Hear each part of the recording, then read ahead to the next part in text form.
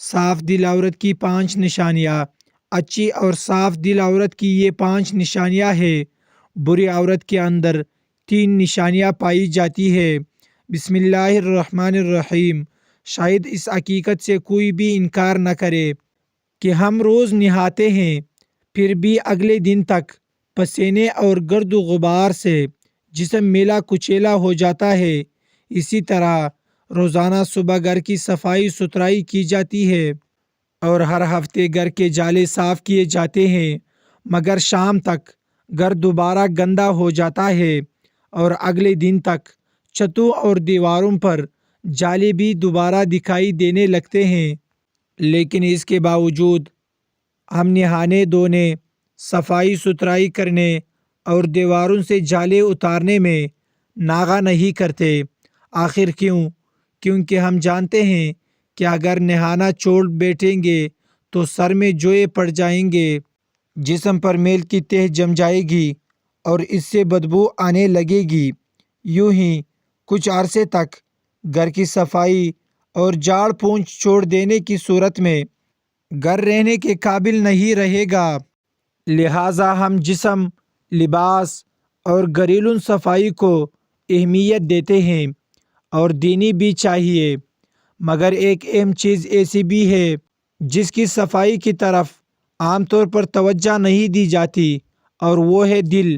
حالانکہ دلوں کا معاملہ بھی کچھ ایسا ہی ہے کہ جب ہم اسے صاف ستھرا رکھیں تو عبادتوں میں دل لگ رہا ہوتا ہے، فرائض کے ساتھ ساتھ ہم نفل بھی پڑھ رہے ہوتے ہیں، تہجد کی بھی سعادت مل رہی ہوتی ہے۔ لیکن جب ہم اس کی صفائی سے توجہ ہٹا لیتے ہیں تو یہ میلا کچیلا اور کالا پڑنے لگتا ہے۔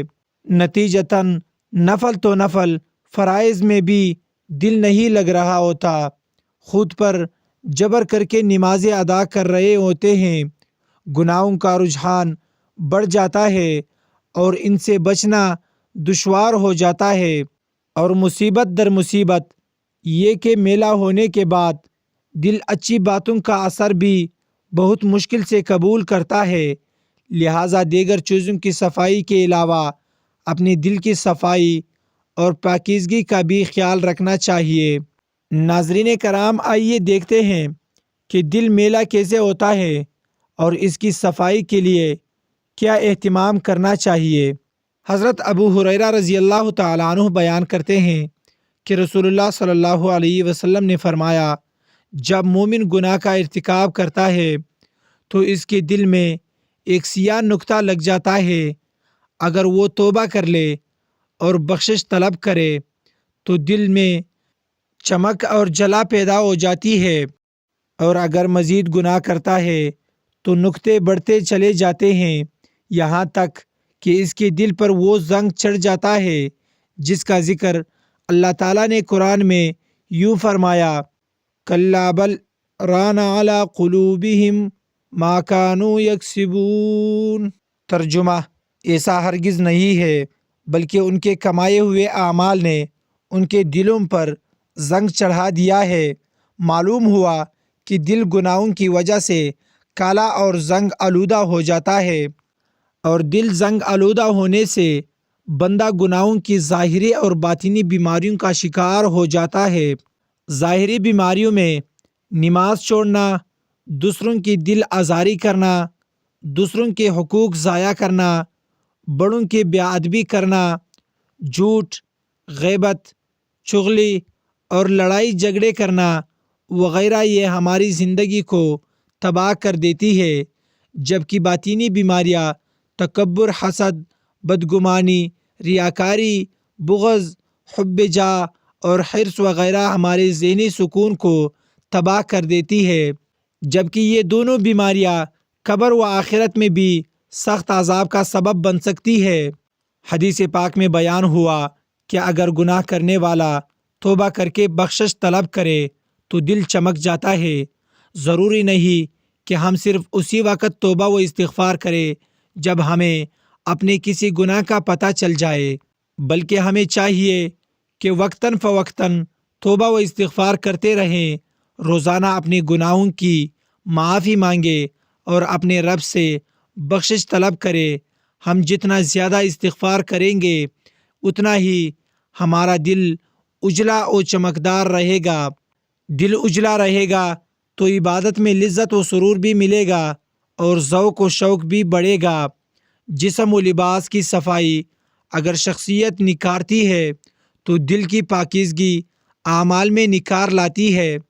اس کے علاوہ استغفار کا ایک زبردست فائدہ یہ بھی ہے کہ اس کی برکت سے زندگی کی ناہمواریاں اور دشواریاں آسان ہو جاتی ہے۔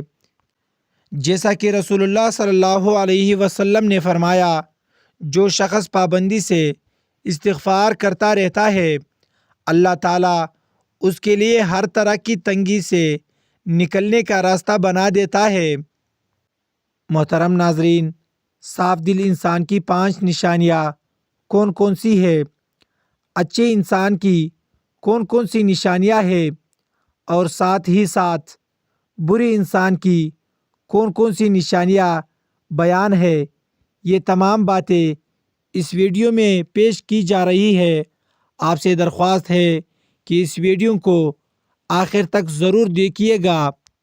محترم ناظرین، سب سے پہلے بات کرتے ہیں کہ صاف دل انسان کی 5 نشانیاں کون کون سی ہے۔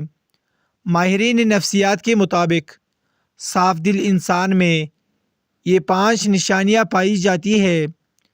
نمبر 1، بہت جلد جذباتی ہو جائے گا، یعنی جب اس کے سامنے کوئی غلط بات کی جائے تو اس بات سے قطع نظر کے آگے کون کون بیٹھا ہے یا اس کے جذباتی پن کے کیا کیا نقصانات ہو سکتے ہیں وہ کھل کر اپنی سچائی کا اظہار کرے گا اور اس مقصد کے لیے جذبات کا سہارا لے گا۔ نمبر 2، اس کا غصہ تھوڑی دیر کے لیے ہوگا، یعنی جیسے وہ بہت جلد جذباتی ہو جاتا ہے اور سامنے والے سے لڑ جاتا ہے، ویسے ہی بہت جلد ٹھنڈا بھی ہو جاتا ہے اور پھر سے بالکل ایسے ہو جاتا ہے کہ جیسے کچھ ہوا ہی نہیں۔ نمبر 3، ماہرین نفسیات کہتے ہیں کہ ایسا شخص نہایت حساس طبیعت کا مالک ہوتا ہے اور لوگوں کے تلخ رویے کے لیے بہت تکلیف دہ ہوتا ہے، یعنی ایک صاف دل انسان جب کسی کا تلخ رویہ دیکھتا ہے تو اندر سے ٹوٹ جاتا ہے۔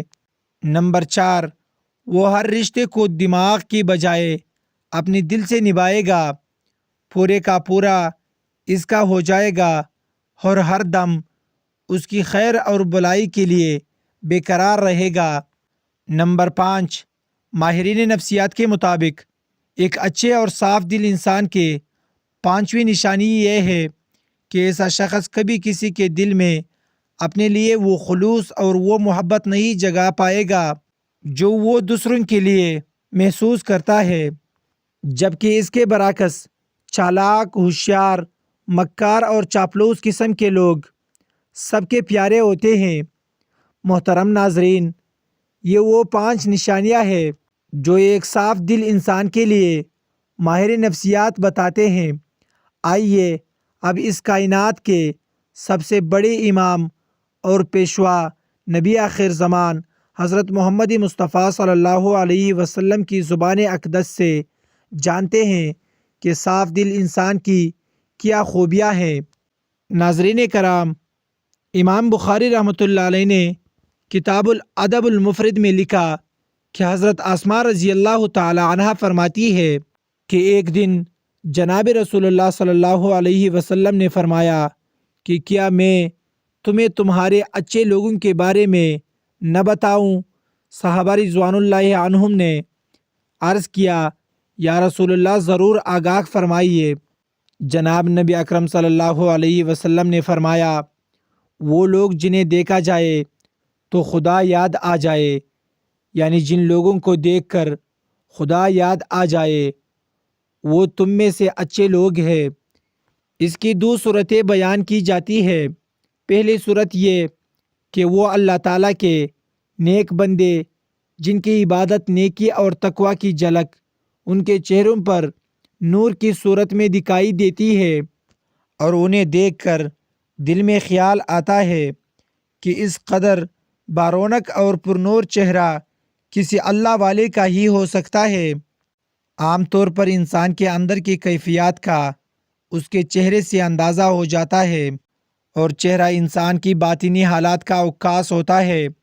غصہ ہو یا خوشی، غم ہو یا راحت، ناراضگی ہو یا رضامندی، انسان کے چہرے سے اس کا پتہ چل جاتا ہے۔ اسی طرح انسان کے نیک اعمال و برے اعمال کے اثرات بھی چہرے سے ظاہر ہوئے ہیں۔ بخاری شریف کی ایک روایت کے مطابق ان حضرت صلی اللہ علیہ وسلم نے اپنے ایک خواب کا منظر بیان فرمایا کہ میں نے ایسے لوگوں کا ایک ہجوم دیکھا جن کے چہرے کی کیفیت یہ تھی کہ چہرے کا نصف حصہ خوبصورت اور باقی نصف حصہ بدصورت تھا۔ فرشتوں سے پوچھا کہ یہ کون لوگ ہیں؟ انہوں نے بتایا کہ یہ آپ کی امت کے وہ لوگ ہیں جو اچھے اور برے اعمال خلط ملط کرتے رہے ہیں۔ اعمال صالحہ بھی انہوں نے کیے ہیں اور اعمال سیئہ میں بھی پیچھے نہیں ہے۔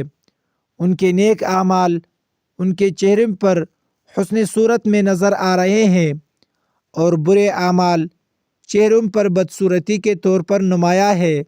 محترم ناظرین، اس لیے اللہ تبارک و تعالیٰ کے نیک اور مخلص بندوں کے چہروں پر ان کے خلوص اور نیک اعمال کا نور ہوتا ہے، اور ان کے نورانی چہروں کو دیکھ کر خدا کی یاد تازہ ہو جاتی ہے۔ جبکہ دوسری صورت میں اس کا یہ معنی یہ بھی بیان کیا جاتا ہے کہ وہ لوگ جن کے اعمال، حرکات، ان کا اٹھنا بیٹھنا، لین دین، عبادات و معاملات اور اخلاق و معاملات اللہ تبارک و تعالیٰ اور رسول الخدا صلی اللہ علیہ وسلم کے احکامات کے مطابق ہوتے ہیں، انہیں دیکھ کر ایک مسلمان کی عملی زندگی کا نقشہ سامنے آ جاتا ہے اور خدا یاد آتا ہے۔ بہرحال جناب نبی کریم صلی اللہ علیہ وآلہ وسلم نے فرمایا کہ تم میں سے اچھے لوگ وہ ہیں جنہیں دیکھ کر خدا یاد آ جائے۔ محترم ناظرین، جہاں نبی کریم صلی اللہ علیہ وآلہ وسلم نے اچھے لوگوں کے دو خصوصیات بیان فرمائے، وہیں پر فرمایا، کیا میں تمہیں تمہارے برے لوگوں کے بارے میں نہ بتاؤں؟ صحابہ کرام رضوان اللہ عنہم نے عرض کیا، یا رسول اللہ صلی اللہ علیہ وسلم، ضرور بیان فرمائے۔ آپ صلی اللہ علیہ وآلہ وسلم نے ان کا ذکر فرمایا، یہ کیے کہ چغلیاں کھانے والے میں ایک دوسرے کی چغلی کرنے والے لوگ چغلی کہتے ہیں، ایک دوسرے کو خواہ مخواہ ان کی باتیں پہنچانے والے، ایک کی بات دوسرے کے آگے، دوسرے کی بات تیسرے کے آگے، اور تیسرے کی بات چوتھے کے آگے اس کا ہمارے ہاں عام طور پر رواج پایا جاتا ہے۔ محترم ناظرین، اور ہم میں سے بہت سے لوگوں کی یہ عادت بن گئی ہے کہ بلا وجہ لوگوں کو یہ بتاتے رہتے ہیں کہ فلاں تمہارے بارے میں یہ کہہ رہا تھا، اور فلاں جگہ تمہارے بارے میں یہ باتیں ہو رہی تھی۔ بلا ضرورت ایسی باتیں کرنا شرعاً گناہ کبیرہ شمار کیا جاتا ہے، لیکن ہمارے ہاں سرے سے اس کو گناہ ہی نہیں سمجھا جاتا، حالانکہ یہ باتیں اکثر جھگڑوں کا باعث بنتی ہے۔ ہمارے معاشرے میں ہونے والے باہمی تنازعات اور جھگڑوں کی وجوہ تلاش کی جائے تو اکثر تنازعات کا پس منظر کوئی نہ کوئی چغلی کار فرما ہوتی ہے۔ ہر شخص بلا وجہ کسی نہ کسی کی ٹوا میں لگا رہتا ہے کہ اس کی کوئی کمزوری ہاتھ لگے تو اسے بدنام کروں، اس کا کوئی نہ کوئی عیب میرے سامنے میں آئے تو اس کو پروپیگنڈا کر کے اس کی عزت کو خراب کروں۔ لوگوں کے عیب تلاش کرنے کے لیے ٹوا میں رہنا، خاص طور پر معزز اور شریف لوگوں کے حالات کا تجسس کر کے ان کے عیوب ڈھونڈنا اور پھر انہیں منتشر کر کے ان کی بدنامی اور بے عزتی کا سبب بنانا کوئی اچھی صفت نہیں ہے۔ شرعیت محمدی ایسی چیزوں کی اجازت نہیں دیتا۔ اللہ تعالی ہم سب کو عمل کی توفیق عطا فرمائے اور ہمارا خاتمہ ایمان پر فرمائے، آمین۔